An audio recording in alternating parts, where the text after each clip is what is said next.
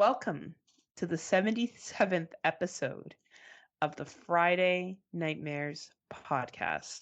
I am one half of your hosting team, that bitch, Heather Powell from Burlington. Wow, I went back in time there. From Waterdown, Ontario, Canada.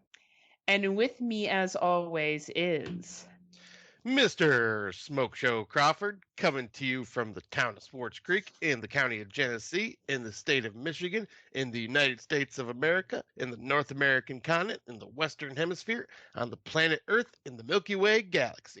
Fully vaxxed, boosted, and waxed, and ready to climax, and if you can, please get me wet and feed me after midnight. I'm the man with the glorious beard, aka Mother of Cats, aka the man with the humongous ego, aka Scott Housen, aka Scotty Too Hottie, aka Spanky, aka the Golden God, aka the man with the greatest, hugest, largest, sexiest intro in the podcasting world. What's going on? probably. Like, honestly, you probably definitely have the longest. I could make a coffee, drink the coffee, and come back and you would still be talking. And I'd be masturbating while talking and it'd still be going. Where is the dude that used to have to pre-drink before we would record because he would be so nervous? I think the us happened and you are the tethered and you got switched because it's crazy how much more confident you are now. Yeah, I'll say, the more you do something, the better you feel about it, the better you become. Well, maybe not better, because I don't think I'm better at podcasting, but I'm much more confident in Well, we could always show that ask Erica if that's true for other things in your life, I guess. Oh, good Lord. At picking movies is what I meant, Scott. I'm a very, I expect for you two to keep yourselves pure until marriage. I already have a chastity belt on. She's like, why are you wearing this? It's called the Iron Donger. She's like, what the fuck is wrong with you? I gotta tell you what, wearing it in the middle of winter in the negative degree temperatures, that shit gets cold down there. Like when your cock stick to the fucking metal? No, it'd be like what if you got like a little wet down there? Like what if you didn't wipe off all the pee-pee and like if I as soon as I stepped out in the cold, it'd be like a turtle head. It'd be like an innie. Okay, so you know how I found out that guys shake their dick after they piss? Someone did a helicopter dick in front of you? No, the song. There's a song that's like, shake it once, that's fine. Shake it twice, that's okay. Shake it 3 times, you're playing with yourself again. Give up the grudge. Better shut your mouth. Why you gotta judge everybody? You don't know the song, do you?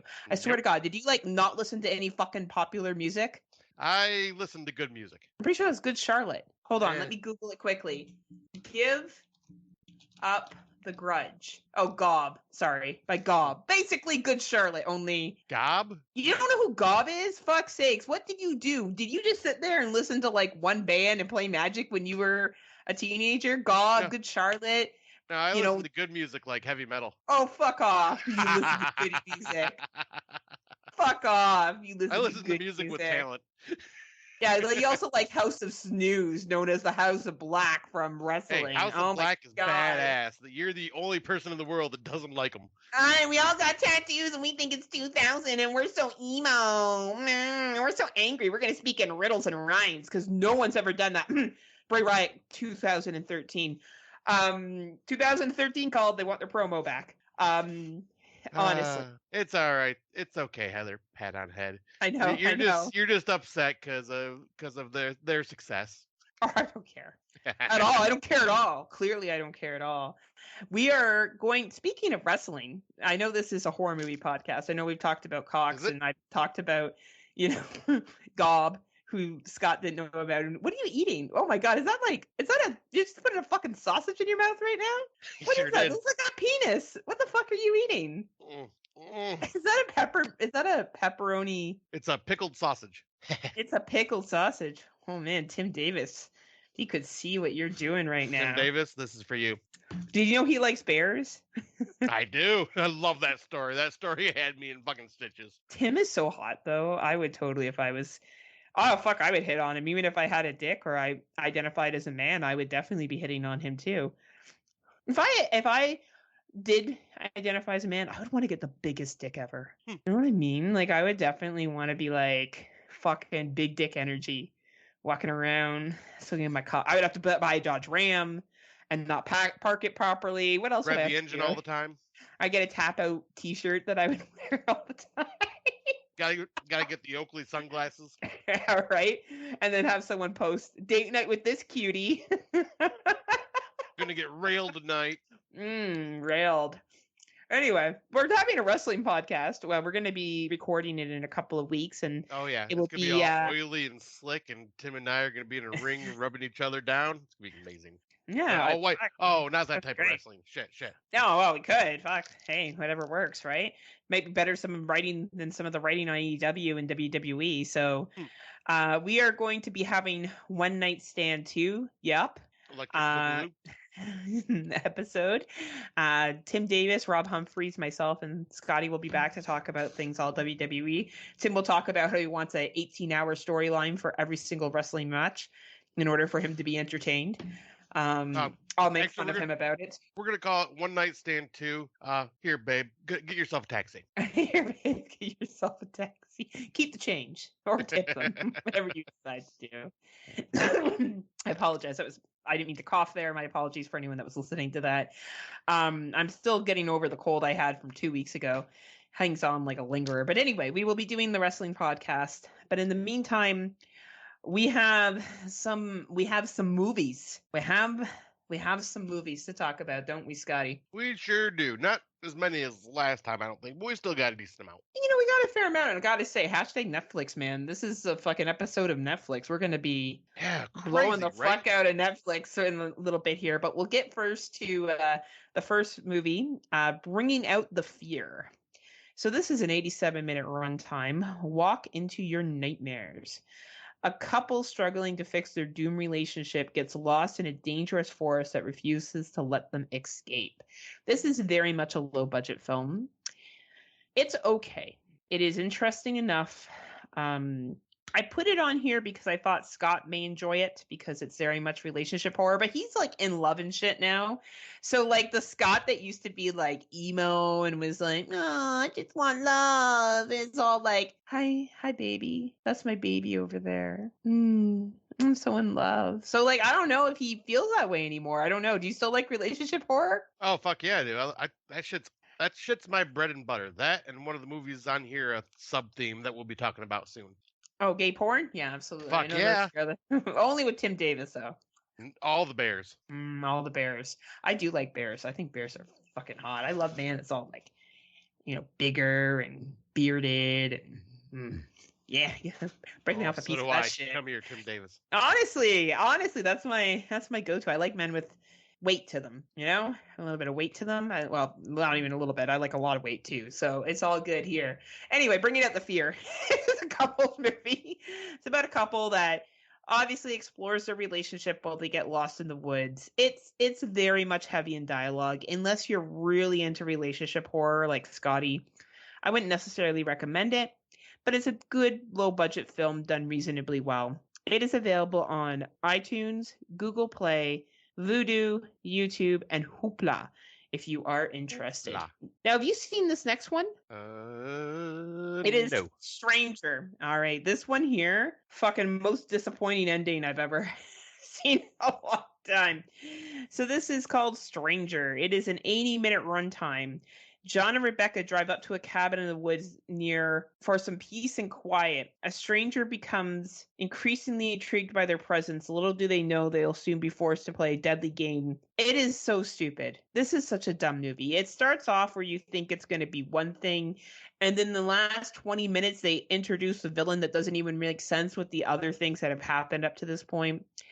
I think I put this on here because I feel like this is something that Shudder will pick up, or like somebody's going to watch it, because now it's the cool thing to watch shitty movies and say they're good. This is not a good film. It's really not. I didn't mind the acting, but the plot really made no sense. But I do want Scott to watch it, so if he can tell me it also made no sense to him either. But the first hour of it is just these guys settling into their Airbnb, and it's really quite unnecessary and long. But We watched the screener. It's not available anywhere yet. It's called Stranger. I really don't recommend it. If you see it, skip over it. There's another movie called The Stranger on Netflix that looks a lot better. I think I mistaked this one for that one. Don't make the mistake I did. Watch The Stranger. Looks like a much better film. Fair enough. I'll say, yeah. I'll try to check this out at some point because you're curious in my thoughts. So I'll. Yeah, I want to hear what you have to say. I like it when you agree with me. I don't like it when you don't. So if you agree with me, then you tell me. If you don't, then I'd rather not know. If I don't, I'm going to bring it up on the podcast just so we can have some good. Of course you are. Of course you are. All right. So the next one you have not had a chance to see yet. No, but I do want to live that bear's life. Yeah, I'll say, what do you get when you give an apex predator a large quantity of cocaine? And you make a movie about large apex predator snorting large amounts of cocaine. You get Cocaine Bear. So Eric and I got to go see this in theaters 2 weeks ago. Yeah, Eric does his girlfriend, in case you haven't been following along with the most recent Friday Nightmares. Yeah, she is. But I seen the trailer for this. We talked about it on films that we were hyped for coming up, and the trailer sold me, you, and Brandon for sure when we watched it. I know Erica was sold as soon as she seen the trailer. This movie fucking delivered for me. Like, I mean, she didn't go in there going, "Oh, where's all the bears?" Oh, no, not that's those kind Tim of Davis. bears. Yeah, Tim likes bears a lot. They're the coolest. His nipples are hard talking about it. They are. But no, this was the trailer. Sometimes trailers represent a movie to try to sell it, and ends up not being, what the trailer represented. No, what you see in this trailer is what you get. It is a bigger budget B movie animal attack film about a bear that snorts cocaine. The dialogue is fucking funny. Yeah, there's some CGI spots with the bear that are iffy, but not terrible. A lot of just cool little Easter eggs that Erica was pointing out to me because I was just going, ooh, bear, and she's pointing out everything else behind it. And it's nice that she took you to watch the movie. Yeah, it's nice that you had an adult with you. I was clapping. She was like, you probably were. You were probably just like, I'm at the movie theater with the girl. Did you guys know that my girlfriend? They're like, yeah, you come in all the time, dude. We're glad that you're not here by yourself. I'm just kidding, Scott. Did they actually know you at that movie theater? Do you go there frequently enough that they know who you are? No, that more than likely they would recognize me at the Flint one because I go to that one a lot for like the matinees. But no, we went to the nicer theater that you and I went to way back in the day for. So you treated her right. You were like, baby, we're not gonna get shot today. We're gonna go to the theater. And we got the nice luxurious reclining seats. Oh fuck yeah, you did. How many eggs? Did you get a big bucket of popcorn? Oh fuck yeah, I did. Fuck yeah. The giant pop that like fucking was the size of my damn head, but technically I was drinking almost the size of your cock. yeah. I was slurping it up with my cock. Yeah. That's how big of a dick I would want if I was a dude, if I could become a man, for sure. Like that. I guess you would pass out, right? Every time it got erected. Yeah, all the blood would rush there and you go, I feel lightheaded. Yeah, and then I couldn't enjoy sex. Oh yeah, for sure. Anyway, back to Cocaine Bear. Sorry. We're talking about snacks and dicks and but yeah, this is just a fun fucking movie. It knows what it is and just has fun with it and just goes fucking apeshit balls to the wall. There are a little bit of slow parts as they introduce all the characters that end up coming into the film, but man, when it gets going, it's funny as shit. The little boy in this film is just hilarious, has some of the best one-liners ever. And yeah, some good gore. I mean, hell, you get a fucking bear snorting a line of coke off of a severed foot. Fuck yeah. Fuck yeah, you do. I like it. Yeah, I need some coke right now. Shit. I'm so tired. Yeah. Anyway. But yeah, this film, if you get a chance to see it in theaters, I recommend it because you don't get too many animal attack films in theaters nowadays, and this was just a fucking treat. I loved it. It is competing for my number 2 spot at this moment. Hey, that's saying something. And props to Elizabeth Banks, one of her many directed movies, and what a fun one to direct that people like. I think that that's cool. And I think when you walk into a movie like Cocaine Bear, you're right. You know what you're walking into. You're walking into, and like, as you said about the CGI, who fucking cares? You know what I mean? Like, honestly, it's not supposed to be serious. It's not like it's playing it seriously, like something like The Meg that's trying to play it serious, right? Like, this is playing it silly. It's a step, I think, horror of dummies did it best. Like, Dummies of horror. the idea, dummies of horror. Fuck, you know what? Tim Davis said it best. Our God and Savior. When he said that it's a step above Sharknado. Right? Oh, it's definitely way better than that. Oh, it's way better than that. I like Sharknado. I think it's fun. I hate Sharknado. Oh, really? Oh, yeah. That's interesting. This is up there as one of my favorite creature features, like probably at least like I'd say top 10 creature features ever. You know what my favorite creature is? Rob Humphreys. He is a creature. We're gonna act out. We're gonna act out The Shape of Water. Only it's gonna be about a troll, and he's anyway. But isn't he short? Trolls are taller. Yeah, no. Oh shit, no. He's a. Well, ooh, yeah, good point. He'd be a gnome. He'd be a gnome. Yeah, he's a garden gnome. Yeah. Oh, my little garden gnome. Even though him and I are the same height. I know. I've totally made it that he's like this midget. People are going to meet him in person and be like, Heather made it sound like you were 4 foot. Oh, sorry. Right. A little person. You've been listening to too much Dummies of Horror. I know. That's the problem with that show. Well, you heard the offensive thing they said of it. They compared me to. Oh, God. My jaw fucking dropped. Right? Yeah. Apparently, I'm just like Chris Benoit, according to Tim Davis.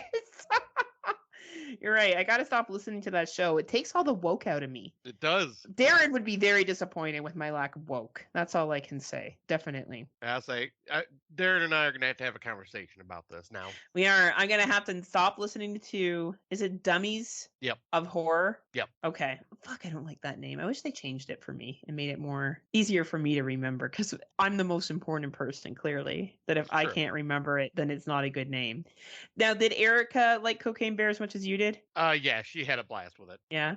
Was it long enough? How long was it? You didn't say the time. Oh, I forget. I didn't actually bring it up on my phone, but let me check. Oh, no, that's okay. Look it up. I'm curious to how long they did it for. I'm hoping it was under the 2 hour threshold. It's definitely under the 2 hour mark. I can tell you that much. Okay, good. Let's see. Trying to find my watches here. There it is. I'm surprised Tim didn't find a way to compare it to Jaws. I think he did, actually. Oh, for fuck's sakes. Honestly, I feel like he has an unhealthy problem. He does. Just kind of like me with my Gremlins problem. Yeah. Well, no. You don't bring up Gremlins nearly as much. True. But the runtime on this is 95 minutes. 95 minutes. That's good. That's an hour and 35 minutes then. That's not too bad. Yeah, perfect. Nice, short, sweet, to the point. Because, I mean, you don't drag out a movie like that. You just go for it and just have fun. And fucking blast. I can't wait to rewatch it again. Oh, so do you think this is one that you would purchase? I know you're not really into purchasing as much anymore, but would you? Yeah, I definitely would. Like, you if like I started rebuying my collection, Cocaine Bear would be on that list. Excellent. Well, there you go, Eric. I know you got some birthday gifts that you can get Scotty. Cocaine Bear is apparently right there on the list. In 4K. Fuck, wow. Whoa. Hear that, Eric? 4K. Yes. Make sure you get him exactly what he wants. He's a princess. So, I know he's so cute. He's so in love and shit. I don't know. I don't know what happened to Angry Scott. You know, this is a whole new Scott we're seeing here. The loving Scott, the happy Scott. It's great. Scotty Boy has turned a new leaf. Right? Soon he's going to talk about his love for Scream. He's going to talk about that he actually does like Skinamarink. I was going to say, Scream 6 surprisingly looks good, and it's been getting really good reviews from websites, which I'm kind of shocked by. Like, 9 out of 10 is good reviews. Oh, well, that seems a little high for a Scream film, but that's kind of why I'm going, okay, I'm curious. You know, that's a little inflated, I think, for a Scream film, but hey. Well, the film that we both watched, and this comes into Netflix, so we're going to be talking a lot about Netflix. This one you watched. I have not seen this one yet. I thought you watched this one. No, not yet. Oh, my apologies. Okay, well, we're going to generally talk about Netflix for a fair amount of movies today. I guess the one I'm going to talk about first is Unlocked. This is a 117-minute runtime. A woman's life is turned upside down when a dangerous man gets a hold of her lost cell phone and uses it to track her every move. This is technology horror. Basically, what would happen is if you lost your cell phone, you would think a good Samaritan returned it, but actually they did not. They just cloned it, and now they are stalking you to dangerous effects. So this is very much falls in the stalking genre of horror. So if you enjoy that kind of genre, you will enjoy this film. This film is available in dubbing as well as subtitles, so you can watch it how you prefer. I had a good time with it. I don't think it's the strongest horror movie that's come out this year. I thought it was a good enough thriller. I don't think it's going to be on a top 10, but fuck, was it entertaining. So if you have Netflix and you're like, man, I just really wish I had something to watch, I do recommend giving this a shot. And the movie is Unlocked. This was South Korean? I think so.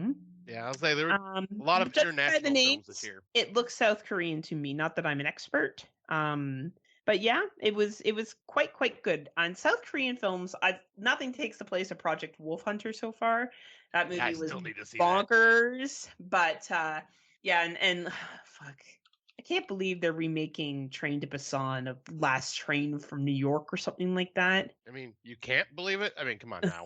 Like I said, and I'm not usually one to shit on American remakes, but I don't know. Who knows? Maybe it will be good. I don't even know who they have starring in it yet, so who knows? Maybe I'm being in my own judgment here and not giving something its fair shake. Yeah, I just hate the title. Last Train to New York or whatever it's called. I'm like, like snooze fest, right? So snooze fest, just like House of Black, and they wrestle. Oh hell no! House of Black, exciting woman. Hell no! All right, next film. It's also a Netflixy. You saw this one though. We talked about it. Did. I'm pulling it up right now so I can talk about it if you want. Oh well, it is your turn. I want to be fair. Share is ease. Okay. So the next film is on Netflix, and it is The Strays.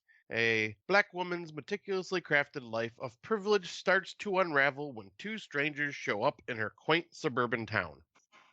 So I really got into this movie. Like I was thinking, I'm like, okay, this is decent. It's got a good mystery to it. Like it was just kind of like, but as every little thread of her life started to become unraveled, I'm going, oh shit, I really need to know what's going on now. Like it just like kind of lures you in just a little bit at a time, and then just kind of sucks you in by the third act. And this movie was like had no right to be as good as it is and be on Netflix. Yeah, like this had how a lot Shudder didn't pick this up is fucking beyond me. Well, was this made by Netflix? That's what I'm wondering. Maybe. It's a British film. Because they even reference London a whole bunch of times in it, I'm sure. In there, I think they're in Manchester, right? And fuck this movie. I recommended this movie to Lance Lanford from The Horror Returns. He was looking for something to watch on Netflix. And he's like, is it horror? And I said, well, I think it is. And he messaged me the next day and he was like, I wasn't prepared for that. Nice. Because Scott knows what I'm talking about. Yeah. Yeah. This movie will go places that you're like, what the fuck? Like, yeah. It's like, it's hard to really talk a lot about it without like giving away spoilers, but this is one that I think it may not be in people's top 10s, but this is definitely one that I think everybody needs to watch because it's just fascinating and it's good. Like everything just kind of like everything that happens, every little reveal of like just what's going on in this story, just like, what the fuck? Oh wait, hold up. What? Wait, what? No. Like it's just constantly like, yeah. Like Lance said to you, I was not prepared for it. It's so like, what the fuck? It will probably be in my top 23 or 20 for me personally. And for a free watch on Netflix sitting at 100 minutes in length, you got nothing to lose. This is, I think, the strongest film that has come out on Netflix this year. And Netflix has very good horror comedies typically. We've seen some really great ones over the years. All My Friends Are Dead. The Trip. We've seen a lot of really good stuff come from Netflix and when it comes to the horror comedies. But I think that in terms of a fairly serious horror film that's mixed with thriller, fucking chef's kiss, man. This was a really, really solid film. Yep, there's this one and one other one we're going to talk about here that are definitely high up on like good ones to watch for Netflix. I agree. So I watched another Netflix film. This one is called White Noise. It is 136 minutes too long. Jack Gladney, a professor of Hitler studies at the College on the Hill, husband to Babette and father to 4 stepchildren, is torn asunder by a chemical spill from a rail car that releases an airborne toxin. So this may be a little too real for the people of Ohio right now. forcing Jack to confront his biggest fears in his own mortality. I watched this movie because Adam Driver was in it and Don Cheadle. They are great. Okay, they are exceptional actors, but this script for me was overly trying to be clever, overly trying to be smart, overly trying to be funny, really playing on the pandemic side of like a natural disaster, and it just wasn't for me. That being said, it has a 3.0 rating on Letterboxd. So obviously I am in the minority because a lot of people liked this movie. Do I recommend it? I don't know. I didn't really enjoy it, so I have a hard time recommending it. And I didn't think Fair it was enough. very horror.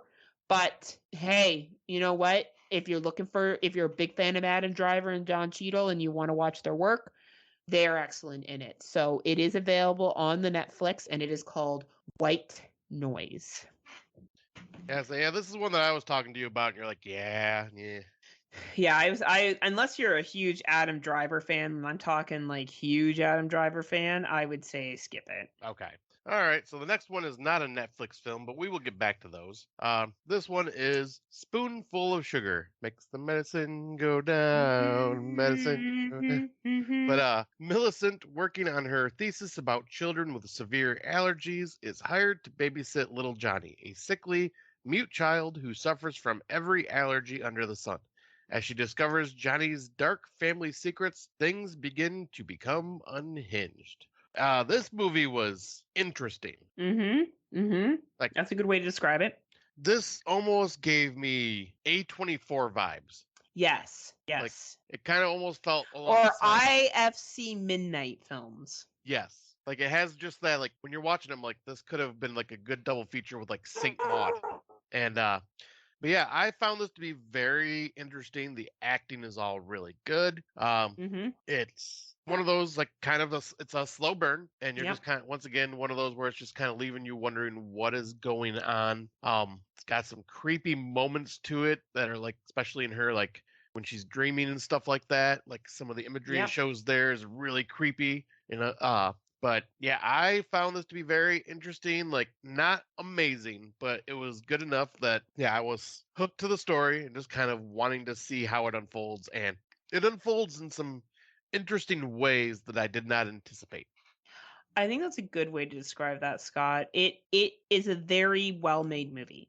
This is a movie that is very much a Shudder film. I feel like because Scott and I, generally speaking, watch all of the Shudder exclusives. I think there's only maybe one or two we'll skip a year because they just look painfully boring. Right. We watch a lot of stuff from Netflix, a lot of stuff from Prime, and all the theater releases. I think we haven't missed any theater release yet. And this is a Shudder film. When I say that, I'm like, if you are a regular watcher of Shudder and you watch all of their exclusives, you'll watch this movie and be like, yep, Shudder picked this shit up early in the year. This is an early release Shudder film. Yeah, that's not saying it's a bad thing. No, it's just there's a certain type of film. I almost find they release sometimes a theme at the beginning of the year and then they kind of get like, yeah, you know what I mean? Like it's anyway. This is a well-made film. It is very interesting. It's very sexual. A lot of sexual stuff. There's some pretty heavy content in this, so I don't know, maybe a little bit of a warning here. There is some sexual abuse, one could say. That's consensual to some extent, but not to some others. It's a very, very interesting film. I think this is definitely worth a watch. I don't know where people will fall on this. Like, I really don't. Yeah, like I could see people going either way with this, loving it, hating it, or just being in between. Like, it's kind of hard to tell with this one. Yeah, it's a really like up there kind of film. I will say I enjoyed it. I probably give it a 6 out of 10. I thought it was entertaining. I think Scott liked it a little bit more than I did. Yeah, because I'm like at about a 6.5, 7 out of 10. Right, but it's decent, and it's available on the Shuddy. It's available on all the Shuddies, and it's available on AMC. So if you have subscriptions to those channels, and you're an avid horror movie watcher, I would say to you, definitely watch this film. You're not going to regret your time with it. Yes, Tim Davis, if you guys get it in Aussie land, I recommend watching it. Yeah, I don't know if you're watch gonna it love it. watch it in 2035 when you guys finally Yeah, get it. After watching 2035. Jurassic Park. Well, it's not an Australian film, so they may actually get it. So, That's true. That's right. true. I don't know. Yeah, I would be interested in your Tim's thoughts on this. I don't even know where he would fall on this. This is a hard one to predict. yeah, I'm on Letterboxd right now, and he has not watched it. There's only 5 friends of mine that have watched it and actually rated it, which is kind of shocking for all the podcasting friends I follow. Only Yeah. 2 of them are podcasters. The other ones, I'm not sure. They're just people that followed me back. But the reviews are 4, 3.5, 3.5, 1.5, and 2. So that's kind of telling you where it's at. Yeah, it's pretty high actually. I think that's pretty fair reviews. Well, One and a half, I besides don't the know. 1.5 and 2, Yeah, and then maybe it's just not your thing, right? So yeah. but it is a high quality film and it is available on the Shuddy and it is a spoonful of sugar. So our next one, unless you want to say anything else about spoonful of sugar, my friend. You can go ahead on that one. All right. We have a ghost. We do. We have a ghost. This movie is 127-minute runtime. It is available on the Netflix. After Kevin finds a ghost named Ernest haunting his new home, he becomes an overnight social media sensation. When Kevin and Ernest go rogue to investigate the mysterious ladder's past, they become the targets of the CIA. What a fun little horror film this is. Good family-friendly horror. And I'll see what Scott has to say. Yeah, this was, I think you and I both described it as cute and heartwarming. Yeah. It's got some really good actors in it. Yes. David Harbour is Ernest the Ghost. And then I forget her name, but she was the aviator in Army of the Dead. But yeah, she's a good comedian. But yeah, there's a lot of recognizable faces in here. And yeah, this was just, it ran a bit longer than probably could have. They could have cut it down a little bit. But yeah, all in all, I found this to be a fun, cute, heartwarming film that is easy for introducing people to horror comedies. Because it's not really scary at all. It's not. It's cute. If there's something you have some kids over and they're maybe just getting into horror, or you have a friend that kind of just wants to watch something entertaining, this is a good movie. It's a little long at 127 minutes. It probably didn't need to be as long as it was, but it's heartwarming. It's enjoyable. And you know what? Netflix does this. They drop these sweet movies. Typically, this would be something they would drop around Halloween. I'm surprised that they're dropping it so early. Right. This would typically to me be something they would do then, because didn't they do that other one last year around Halloween about the decorations that come to life? Yeah, Curse of Bridge Hollow. Right. So this kind of reminds me of that kind of flavor, right? Yeah. You're not going to be offended. It's nothing horrible, but it's fun. So it is available on Netflix, and if you have the Netflix, I do recommend checking it out. Yep, same. It's just an easy watch and just entertaining. Yeah. And so I will jump on to the next one. This one, it appears, is not available anywhere to watch yet, so it's a screener copy. Our good old buddy, Tim Davis. Have you guys heard of him? I don't think we talk about him enough. Oh, man, we talk about him like he's our fucking, trouble. I mean, he is my boyfriend. He's your boyfriend. But, he recommended in our chat group to check this movie out because he really dug it. And I know you got to watch it before I did, but then I ended up watching it, so I'll just jump into it right now. But it's Unwelcome. The tagline is "Break a promise, pay the price." I kind of like that one. Londoners Maya and Jamie escape their urban nightmare to the tranquility of rural Ireland, only to discover malevolent, murderous gnomes, goblins, working in the gnarled ancient wood at the foot of their new garden. When heavily pregnant Maya's relationship with a local family turns sour, who or what will come to her rescue, and what extremes will she go to protect her unborn child? So, right off the bat, one thing I noticed about this film, or one thing I found out, was this was directed by the guy that did the Irish folk horror or Irish horror comedy Grabbers that we covered on our Irish episode, half a year ago at this point. So I was expecting it to be just a silly, ridiculous comedy. It's got some minor funny moments, but this is more legit straight horror film, and it had some really dark moments to it. But one thing I will say is it definitely dives into Celtic folklore of gnomes and leprechauns and stuff like that. It dives into that, but it also, when you're watching it, I noticed they had some type of lighting or filter on it that made it feel like you were almost watching a fairy tale. It was just slightly off, where it just felt almost dreamlike.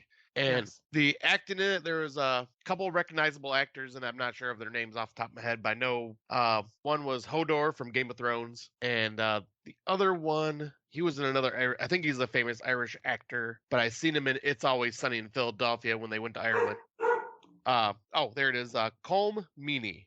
But yeah, this was, for me, this spoke the Scotty language. This was, for one, it was little creatures, so it was a creature feature with a little creature, so gremlins, ghoulies, critters, munchies, that type of shit, which I already love that. That's awesome because we haven't seen a movie like that in forever. Another thing is fairy tale folklore, so of course I fucking love it. It's Irish. I seem to love a lot of Irish horror films. Did you know I went And to Ireland? you did? I want to go back now because Lance is right. I should have done more of the small towns and like Mm, small villages and stuff. I didn't get a chance to do that. I think I'll stay in Corkstown next time I go because this shit is real. Like there are people that believe in this stuff in Ireland and they yeah, don't like the English. That's not overstated either. Like there's a lot of resentment between the English and the Irish. I believe it. So yeah, and I And didn't think it was that big of a deal till I went there and I was like, oh fuck. Okay, yeah, there is some, right? but yeah, like yeah, they have like their Celtic folklore is all about the Fae, which is I love that. And so yeah, that would be cool to like learn that, like and just Right? like yeah, go to smaller towns and stuff like that. But all right, I'm gonna stop talking and let you talk, but I just gotta say this movie was fucking awesome. I loved everything about it. This is the one film Cocaine Bear is fighting for #2 spot with. Wow, I did not like it as much as Scott did, but I will give a shout out to Colin Meaney. Always great to see him and stuff. He's a very recognizable actor. He'll come on the screen and you'll be like, "Oh, that guy!" Yep. Yep. Right. I thought the acting in this was awesome. I generally thought the plot was good. The last 10 minutes didn't do it in for me. I thought it was cheesy. Scott did not. But overall, the opening scene was actually very emotional for me too. And I kind of want to like give a warning. There's some pretty hardcore violence that happens in the beginning, and Yeah, which was it's shocking for the on director. on a pregnant woman, which made me uncomfortable. I don't know Yeah. if because of having a friend that's pregnant right now, I'm just more hypersensitive to this stuff, but it definitely affected me. So I just figured I'd make a shout out in case someone else is affected by it. It's a very, very well done film. This will be a great film when it is released. I think this is definitely a Shutter material. That it could be picked up by the Shuddy. So hopefully it is. Yeah, I look forward to seeing it when it comes out, wherever it comes out. Yep. And this is another one that I would definitely add to my collection. Right? It is. It's a good film. It may not be in my top 10, but I think it's a very, very good film. And I like how it didn't shy away from folklore. I still think the Irish do folklore probably some of the best ways possible. Well, and I think part of that is because their folklore is all about the Fae, and the Fae have a very fascinating set of rules that kind of go along with it, which makes the stories more interesting. Yeah, yeah. There's a lot of like, be careful what you wish for, and be careful what you do, and respect and offer. And it's fascinating. Maybe one day if you ever, I don't mean this condescendingly, if you ever get a chance to travel, Scotty, I do Yeah, think you would enjoy going to Ireland. I think maybe that would be a lovely trip for you it's and Erica to go on one day, it's on my list of places I would right? love to see. Because it really is, because you like the folklore and stuff. I think you would really be invested in it quite a bit. Yeah. Oh yeah, because I So it made this movie made me do a deep dive into some like Celtic folklore after I finished watching it in my car on break. I was just kind of looking up more Celtic folklore ideas and going, ooh, okay, yeah. right, right. So what was I going to say? But yeah, so definitely recommend it. We're not sure where it's going to drop, but when it does, we definitely recommend that you check it out.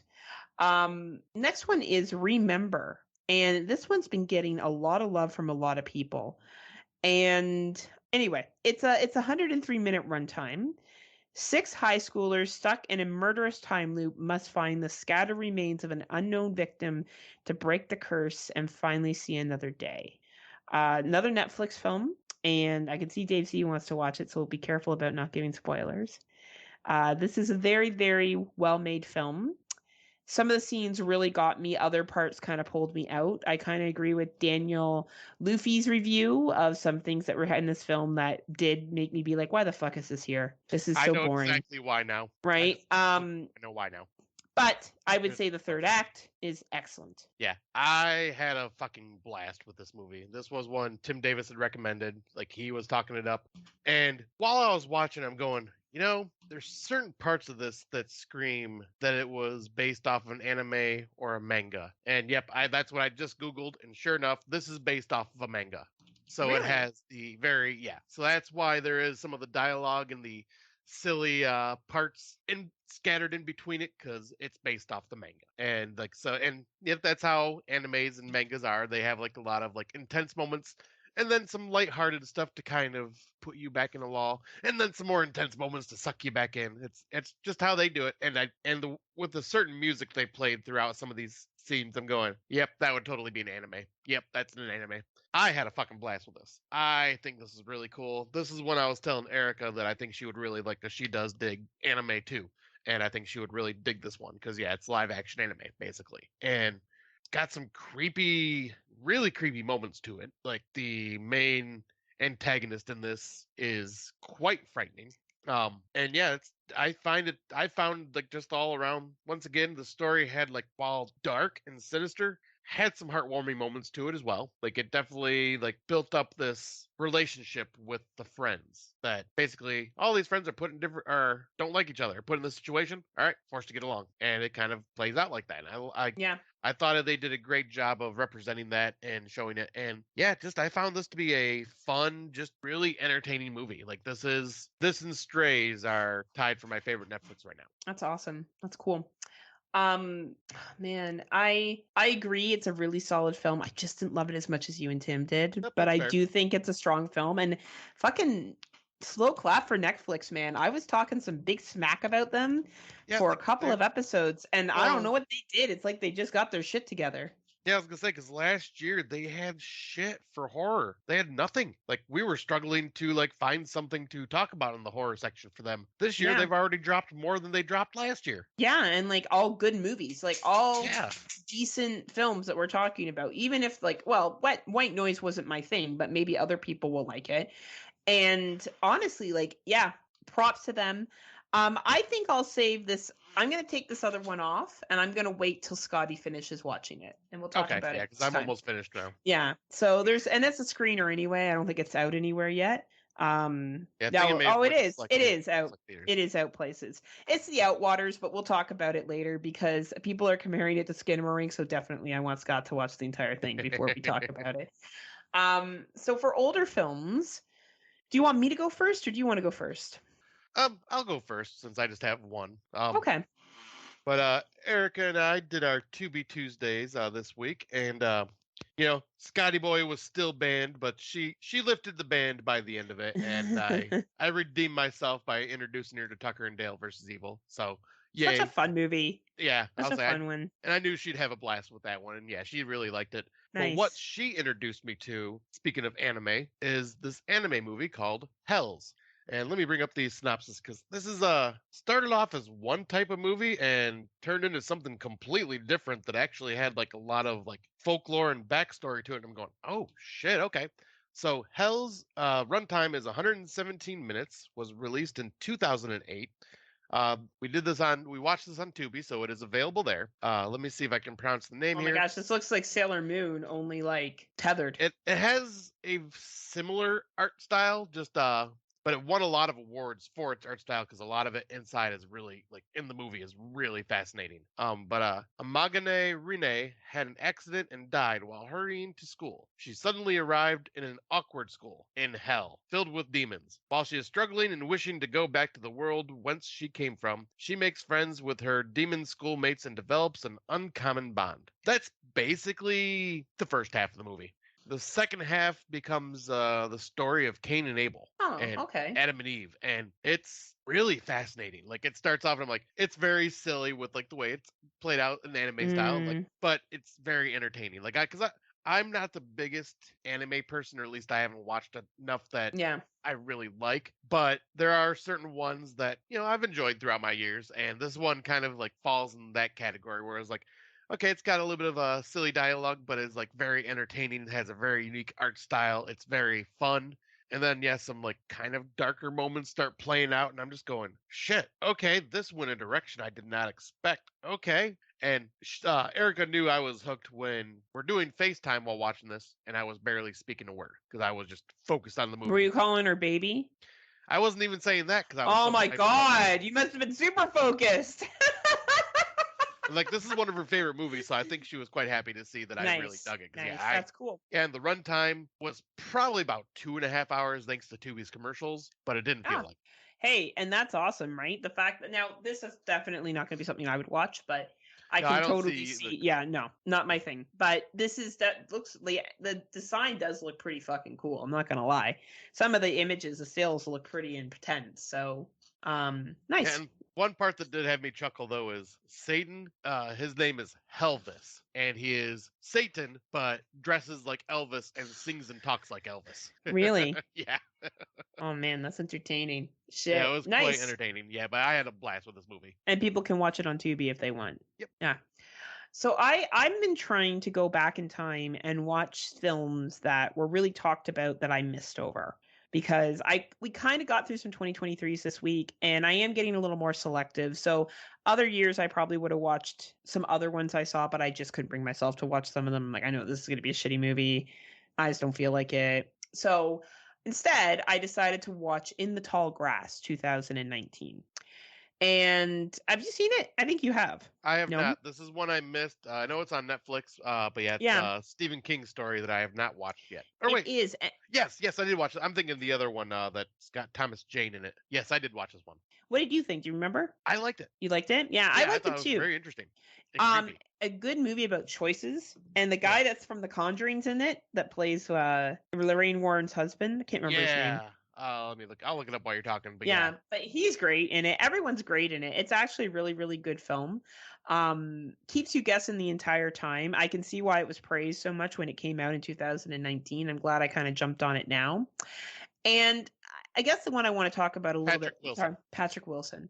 I guess the one I really want to talk about is The Happening. So I had missed The Happening back when it came out in 2008, and I remember hearing all the flack of, "Oh, nothing happened in The Happening. Nothing happened in The Happening. It was so stupid." Now I'm gonna give a spoiler here. It was the plants. Which I knew going into this movie. Right. But, I was like, I've watched all of M. Night Shyamalan and Ding Dong films with the exception of The Happening and Lady in the Water. And I would really like to, if I'm going to have an opinion on him, I think I should watch his entire filmography. So I was able to borrow it from a friend. And honestly, I didn't think it was as bad as people made it out to be. Things do happen all throughout the movie. Right away, you have a mass suicide scene right at the beginning of the film. Yeah, I was going to say, I think what I always heard people complain about was the reveal that it was plants the whole time that caused it. Yeah, I think maybe what happened in 2008, that was too early. After having a pandemic and the environmental concerns that we've had, watching this movie in 2023, I was like, oh yeah, fuck yeah, that could happen tomorrow. Fuck yeah. Like, that's probably not far off. Like, I think he was just too early with this concept, to be honest with you. Makes sense. Because things do happen throughout it. People kill themselves constantly. And Marky Wahlberg isn't the best actor. I don't quite know why he selected him for this role. Maybe he wanted someone that was kind of like wooden. I don't know. He wanted somebody that was famous that could bring in people. Maybe, right? Now, John, I always say his name wrong. Lemos, he was recently in The Menu. John Leguizamo. Thank you. He's great. Unfortunately, he's not in it for as long as you would want him to be, but he's in it as well. Zoe Deschanel is in it. I honestly, I thought this was a really good fucking film. I didn't think it was shitty at all. I think it was too much. I think it was too early. I think the concept was too early. And yeah, it has some 2008 cheese to it. There's some parts where the writing isn't the best and there's some silly things that happen. But honestly, the thought of like people just starting to kill themselves and you think the air is poison, and all along it turns out the plants giving you a warning that the earth is not taking it anymore. And then the scientist at the end on the TV compares it to the seaweed becoming poison and toxifying the fish. This movie was pretty fucking brilliant. Sorry, all the people who thought it was shitty.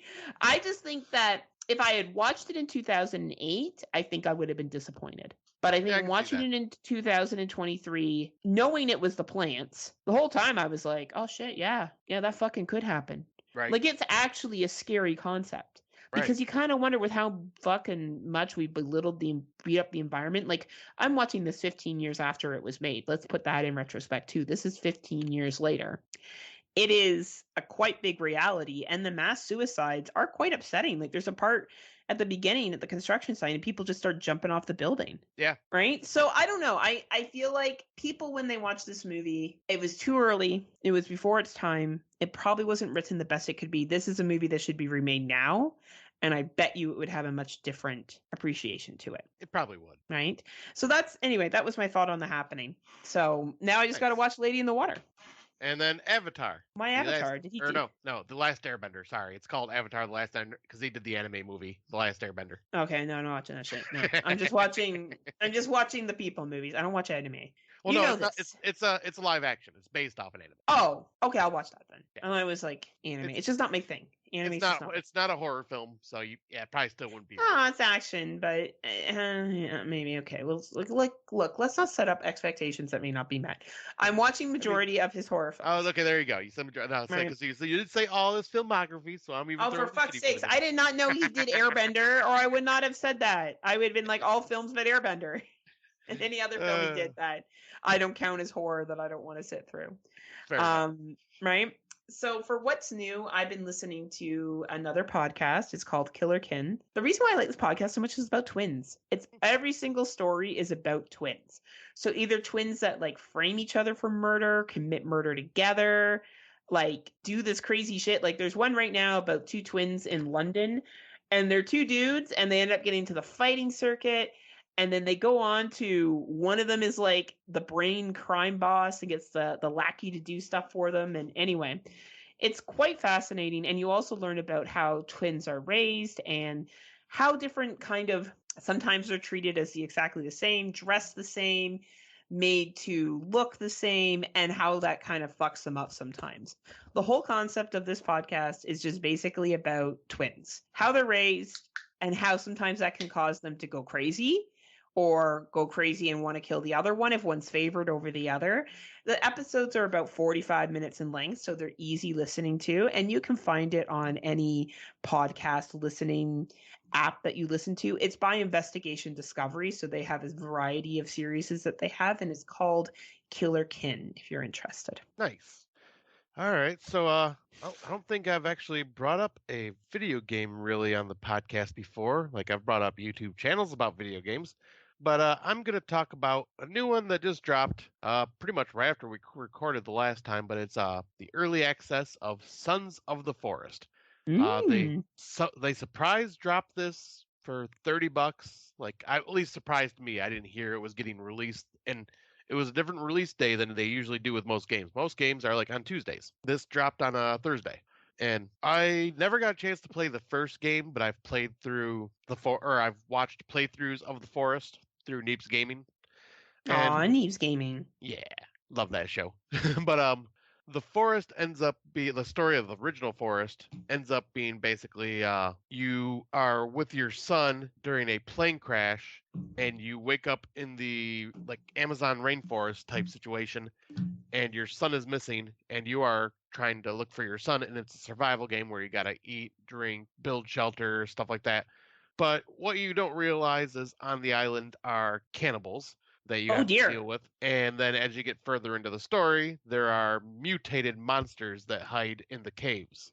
And so the one thing I didn't care about for the Forest from watching the playthrough was the fact that it gave you almost a sense of urgency to find your son as a like loose storyline. So it didn't let you just you just felt weird just going, oh, my son's out there somewhere. I'm just going to go hunting and fishing and build this place because I just want to build a base because of what the hell. It just feels weird. Where in Sons of the Forest, the storyline for Sons of the Forest is you are a group of special agent military style soldiers that have been sent to this island to find a billionaire and his family. And then the plane gets shot down and you wake up and once again, survival, cannibals, mutant mutated creatures. But I feel because it's a billionaire, I'm going, I don't give a shit. I'm just gonna build this house. I love it.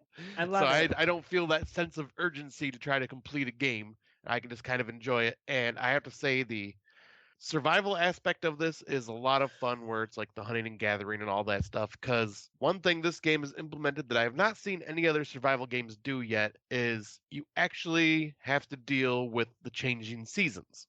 So as you're hunting down food and all this stuff, it's super easy, say during the spring and summer. But then once it becomes fall and winter, food like wildlife becomes much more scarce because they're all in their dens hiding or they're hibernating and or under frozen lakes that you can't get to the food.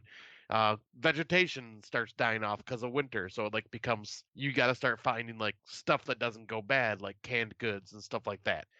So it brings another element of survival to the game that just kind of makes you just having to work for it, while also dealing with crazy, scary cannibals that are trying to kill you and like use your corpse as a display on their in their camps and whatnot, along with really disturbing, disgusting looking mutated monsters throughout. I have not dived too far into it, but from what I can tell, the crafting system in this is very robust and like you can do a lot of unique things with it. And it's fucking gorgeous. Like for an early access, this game is beautiful. Like and it's in an early access, that means they're probably going to be working on this game for a couple more years before it actually gets its official release. So Nice. they're going That's to be cool. updating it and changing it. And one other thing I'll bring up quickly is everybody in your crew dies when you plane crash, except for one guy that seems to have gotten some type of brain damage or concussion named Kelvin. And then Kelvin can be your helper that you basically give instructions to, like, hey, go hunt fish for me. Hey, go gather wood for me. Hey, go grab this. Go grab this. So, especially if you're playing it by yourself, it saves you time from having to go do all that mundane tasks yourself, and you have like a AI companion that'll go do that for you. Like, if he dies in the game, though, he does not return to life like your character does. So, gotta be careful with that. But I find that Oh, like a very unique, fascinating feature that no other survival game that I've noticed has done, which is just more, helpful for the people that want to play on their own. It just that's helps cool. with, yeah, it's very fun. I've been playing it with my coworker. We've probably sunk about 4 hours in so far, and I've started a game on my own, and yeah, I'm really digging it. I just don't have a lot of time for video games nowadays, but I definitely recommend if you have a PC gaming computer, then I definitely recommend if you're a fan of these types of games because it's definitely survival and then survival horror together. That I definitely recommend it. It's only $30. It's a really good deal, and there's plenty Nice. to do in this game. That's nice. It's good that we bring the variety of, podcasts in case anyone doesn't have enough podcasts and then in video games that you can play as well too, right? Yeah, like I've been You could trying to listen get to the podcast and play the video game, especially in games like this because there really isn't much to it. Like there's just right? ambient noises. There you go. We've made your night just perfect of the things that you can do, as well as listen to our podcast. I don't know if you want to listen to us while you play these games as well. Just don't take advice that we give because Scott and I probably wouldn't survive.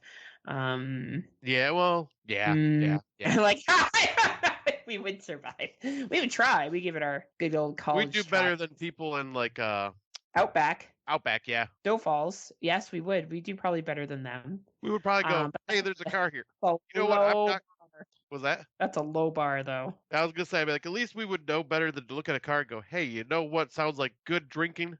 Antifreeze and windshield washer fluid." Yes. Be like, I've always wanted to die slowly and have my insides burned out. This And I've sounds also the way wanted to to go. become. I also wanted to become obsessed with drinking my own pee. Always my dream come true. Speaking of Outback and Snowfalls, we're going to talk about movie posters that have disappointed and impressed us. So for our out of the dark topic, I suggested to Scotty because we have a friend of ours, Dave C from the Exploding Head podcast, who always talks about his movie poster test. And Dave believes that he can predict whether a movie will be good or not based on a movie poster.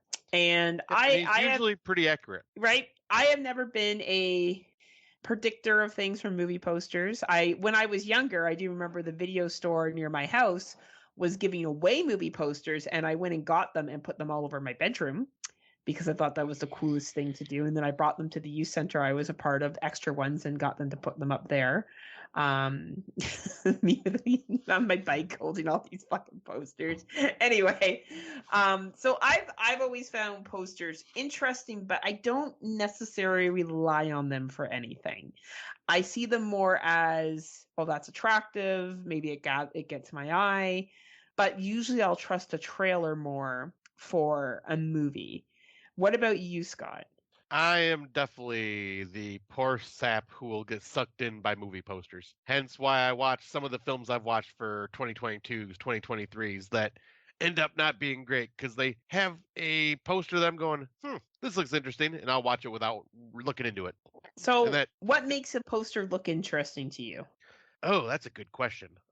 The art direction for sure. Like sometimes, and it always varies. Like it could be something as simple as say the Jaws poster with the Mm. shark coming out of the water with the woman swim through water. That poster has always been iconic and caught my eye. Shocker, just because I love the movie, Tim Davis, doesn't mean that I'm going to give props to this poster, but the Gremlins poster. That poster, if I watch that now, it's just, it's literally just Billy's hands holding the box and you see Gizmo's little Mogwai hand sticking out of it. That poster probably not would not have sold me if I was looking at Okay. it today. But like I still find it a good poster, but it just wasn't something that would have been like, oh, I gotta see that. Like obviously I love the poster now because obviously I know the movie and it's iconic to that movie. But one that Tim Davis did an episode based off of this movie poster Topic, yeah. specifically Yeah. was Evil Dead Rises poster. That poster it's okay, but it does not scream Evil Dead to me. It's Mm. very generic looking and is a complete ripoff of Smile. And so like if I didn't know it was Evil Dead, I would have looked at that and went, "Oh, that was made by Uncorked or something," and would have probably just ignored it. But like older posters like Evil Dead, the original one with the woman coming out of the grave and her hand raising, that's iconic. I would have movie posters like that sell me. The new Hellraiser poster, like Yeah. that sells me. And yeah, like obviously I got duped and got banned from Tubi because of the Pool Party Massacre poster because I'm a sucker for what also looks to be cheesy posters. Um, Yes. but there's something about that poster that I like, but the movie terrible. So it just varies for me. Like it just almost like I gotta be in the mood or something for, but it's just art. I love a different variety of art, and some of it just makes me go, ooh, that looks cool. Oh, that looks silly. Ooh, that looks cheesy. Like, and I just hope for the best when I will click on them. But I yeah, it just I all agree. depends. I agree. I think posters have several different purposes. One, I think that, and I'm sorry, Dave, I think it's naive and ridiculous to judge a movie on a poster art. I really do. I think a trailer is a better judge of whether that movie will be good or not. Here's an example. Hashtag Float has actually a really cool poster, That was gonna be one right? that. Oh, oh. Um, and it ended up not being that great. Now, some posters are really, really good at being straight up to the point of what it is. We look at the poster from fall last year. It's basically the girls at the top of the tower, and the tower is propelled very, very, very high, almost like you're in space. So it gives the illusion of what, or not the illusion, but the direct idea of what this film's going to be about. It's about height, being far above, fear of heights, falling, all that kind of stuff. It communicates it clearly. Then you have other posters like Resurrection that came out last year, and it's just her face with a red line across it. That doesn't really say anything. And Resurrection Yeah, was an absolutely, completely fucking well done film. Us is another poster that's great. You just have the main character with a tear coming down her face and a mask. Another excellent fucking film. I don't know. Black Phone is Ethan Hawke with his mask on. A lot of people liked Black Phone last year. That was a very, I very popular movie. I like that. Um, and it just shows the villain. That's what you see. A poster that does look cheesy is Jurassic World because it literally has every single star that's on it that they Yeah, kind of threw onto it from last year. And then like as you look at older movie posters, you're right. You have like the House on Haunted Hill, you have the Night of the Living Dead, you have how those posters looked at that time. Like you have the House on Haunted Hill shirt. I think I got yeah, that shirt for you. love that Right? poster. Right? So like I don't know. I feel as if sometimes you'll see a poster and you may think it may look the movie may make the movie look better than it is, or it doesn't give the credit to the movie being a good movie. Yes, because it all depends on who they hire Right? for their artist too. And I feel like some posters are like, this is what it's going to be about. Right? Like Evil Dead, the hand coming out of the ground, grabbing the chick, kind of gives an impression of what the film will be about.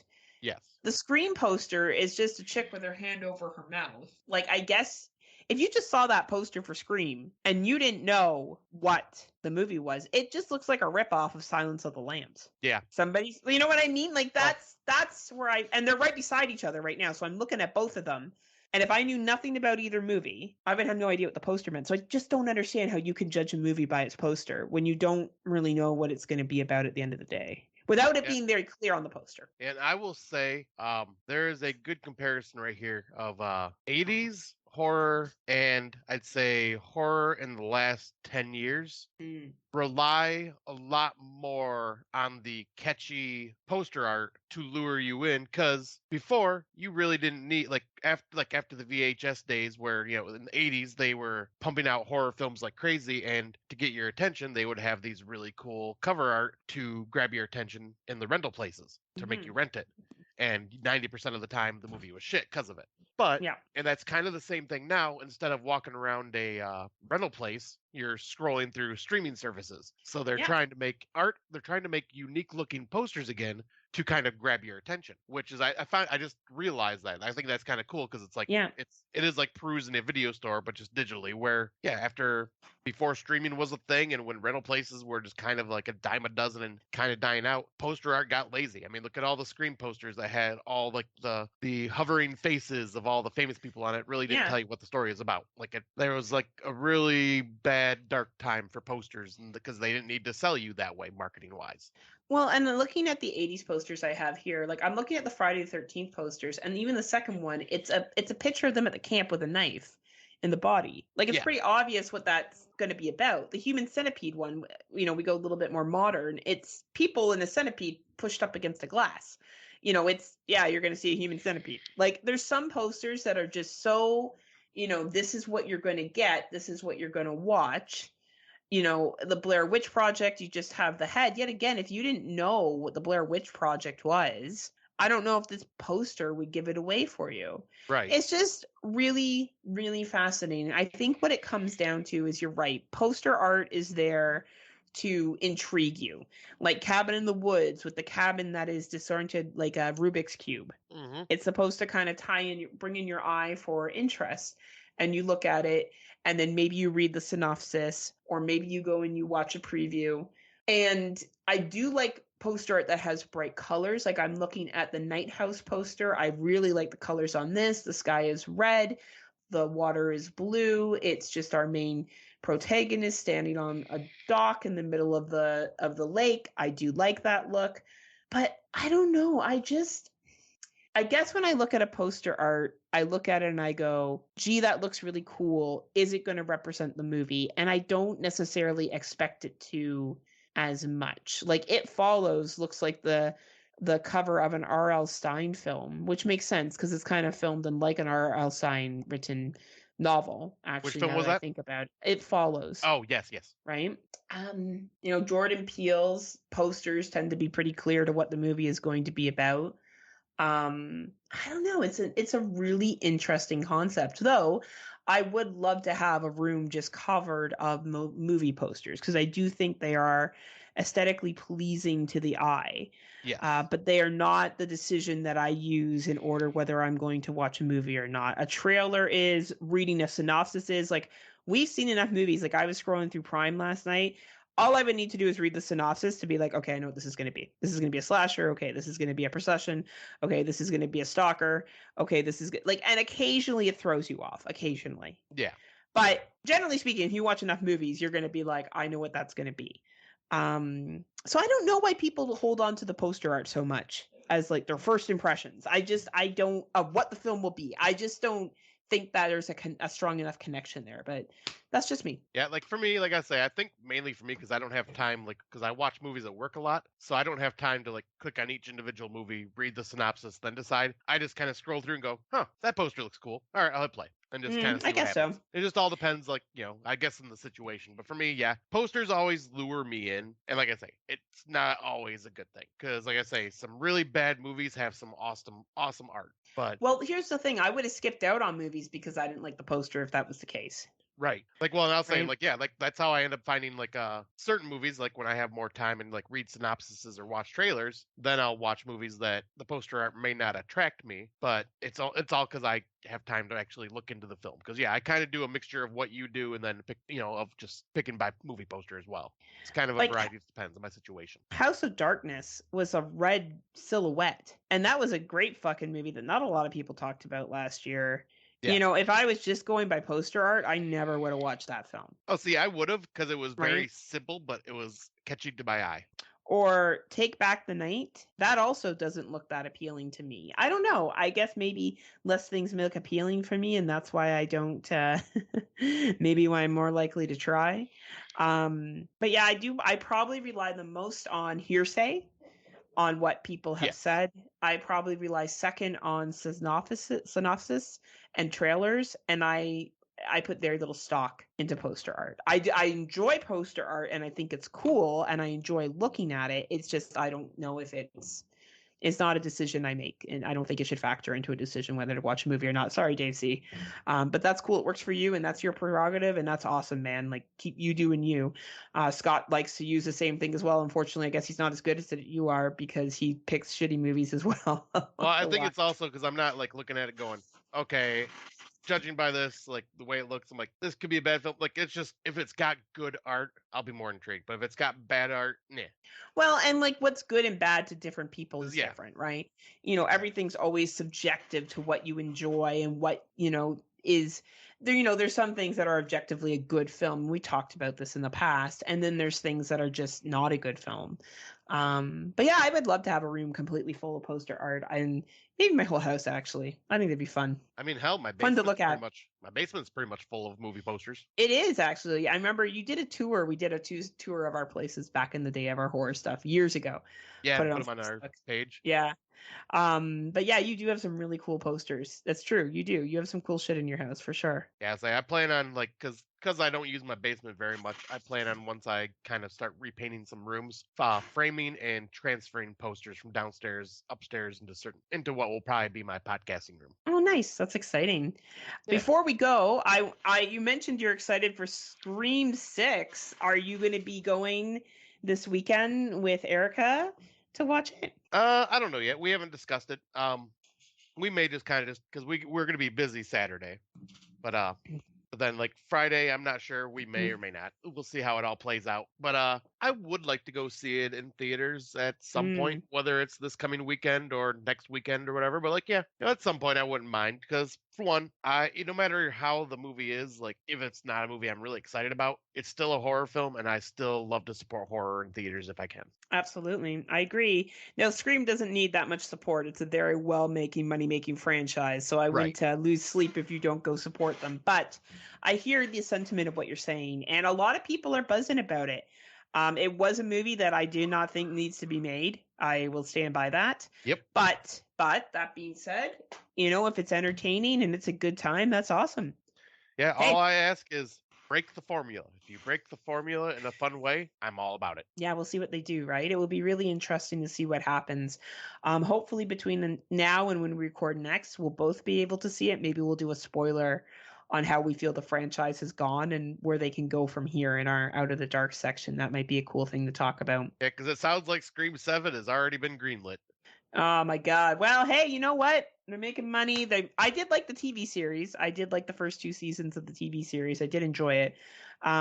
So hey, they can make money and it can be entertaining. All the power to them, right? Right. Young stars getting more fame through that. Awesome. Good for them. Like I was saying, the more horror does well in theaters, the more likely theaters will start bringing in more horror films, and people want to make more horror films. Hey, you're not wrong there, right? And that's the thing. The more horror is successful, and the more that it can seen as a money-making, lucrative genre, then we go back to the good old days of the 80s where they were super cheap to make and everyone was making a horror film. Maybe we'll get back to that.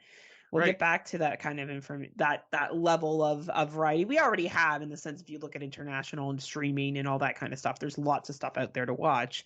But what makes it to the theater is a little more limited. So Yeah, and I gotta say, theatrically, I mean, so far we've had two big hitters for theaters, Megan and Cocaine Bear. yeah, no, totally. It's a shame that Knock at the Cabin wasn't a little bit more pushed. And Yeah. I wish Winnie the Pooh, Blood and Honey got more of a stronger run in theaters. But I am glad that at least got some screenings at places, and there are some places where it is still playing. Hopefully we'll see more from that director too, because I think he wants to do the Peter Pan and some other stuff that's come public domain. So there should be some Right. interesting stuff coming down the pipe soon. Yeah, I still want to see that movie. I'm hoping it comes to VOD soon. Oh man, it should be a matter of time. But anyway, we will see you again in 2 weeks' time. Hopefully, Scotty and I have watched more horror movies by then that we talk about in our 2023s. Hopefully, some big hitters like Scream 6. And I don't know, anything else that drops on Shuddy between now and then. Shuddy's been a little slow as of late, so I'm hoping that some big hitters drop on there sometime soon. So I'm if sure you there weren't, will be. you think so, right? Yeah. Yeah. All right. So if you're not a member yet, please join our Legion podcast Patreon page. We are part of the Legion Network. You can find them on Spotify. But if you want to become a Patreon member, you can get early access to shows, and you can get codes and all that kind of stuff. And it's only $3 a month. And if you haven't joined yet, What are you waiting for? Join us. What are you waiting for? How come you haven't signed up yet? Join us. What are you waiting for? Please join us. we need to get a low cut shirt for you and big titties, and you need to like spin around and like video it. You just spinning, screaming that. See, that should be what Amazing. I should be the spokesperson for Legion Podcast Patreon. Just right, like Yeah, just share that video everywhere. that's your Patreon. That's what you get when you get the Patreon pledge. You get pictures of Scott sexily post everywhere. That's what you get. Hey, Yeah, they might up their members now that you're off the market. People got to get what they can get, right? Like, that's true. I got to make that money somehow. you're a hot commodity, right? Erica told me she doesn't care if you dance on a pole. It doesn't make you a hoe. As long as you make that. She doesn't even care if you're working till 3, as long as you're leaving with her. You know that song's from Usher, right? Yes, I know that one. Okay. It's such a funny song. I'm glad to call you my bitch. So funny. Oh man. You and your pop references. I know, because I actually listen to popular music. I don't just sit in my basement and play video games and listen to Blind Guardian over and over again. Hey, I listened to Ice Nine Kills too and Falling in Reverse. And... You're like, it's so good. Only 5 people like this band, but it's so amazing. Just kidding, Scott. There are billions I like of Ice those Nine bands. Kills. I know, I like Ice Nine Kills. I just like Really? making fun of you. What kind of music does Erica like? Does she like Ice Nine Kills? Yeah, she's really digging them because I kind of introduced her to Because you them. forced her on it? Or like, did she get in your car and you're like, we're going to listen to my CDs and my CDs are really good. Can you like my CDs? She was like, yeah, no, it's so good. She did something very sweet. While I was like, I did like show her some videos because I think the videos are what really like attract them. Was it videos of you with the fake tits on? No, videos of Ice Nine Kills, jackass. Sorry. But while I was on the cruise, she messaged me saying, "Well, just because I miss you, I'm listening to one of your favorite bands, Ice Nine Kills." And she's fucking into you, huh? yes, Man, I'm extra large drink that you have in the big buttery bowl of popcorn. Oh, and the biceps. He just like rolled up his sleeve and started flexing. I was itching my arm or scratching my arm. Like, we are in Michigan, and I asked her if she wanted to go to the gun show. Oh, dear God. That'd be me. That's how I would hit on Erica. That's how I'm going to hit on her when I see her. It's fair. I'll be like, you think Scotty's guns are big. I'll be like trying to squeeze my biceps so hard so it looks bigger than it actually is. Look, Erica, if you look really close. See, the problem is, Heather, you're not from America, so there is no such thing as gun show in Canada. America's got all the guns. It's just moose shows and oh man, I had a fucking poutine the other day. It was so good. It was so Canadian. I didn't even take a picture. I was gonna take a picture and send it to you, but I fucking stuffed it in my fat face before. Poutine. Like I got halfway through it and I was like, it's that place I took you to, the Arbor Yeah, that place place was just awesome. around. Yeah, I was like, fucking stuff my fat face, and then I was like, oh well, he doesn't want to see it now. It's just like fucking gravy at the bottom. Tater. Hey, Scott, that's what I ate. You ate a thing of gravy. Wow, impressive, Heather. Is there something that you need to talk about? Oh, good lord. But yeah, poutine's fucking the bomb. If y'all haven't had poutine, fucking get it. True Canadian poutine, that is. True Canadian. None of this fucking American, European impersonation Yeah, with bullshit. the deep fried cheese curds and whatnot. That's just dumb. Get the real Yeah, cheese curds and dumb. melt on your melt on your fries. Yum. Dope, dope. So But dumb. so dumb. Just like Tim Davis. He's also dumb. He doesn't understand. He doesn't understand deep movies. Hey, he compared me to Chris Benoit the other day. Honestly, I mean, he deserves worse for saying that one. honestly, he's so funny though. He makes fun of me.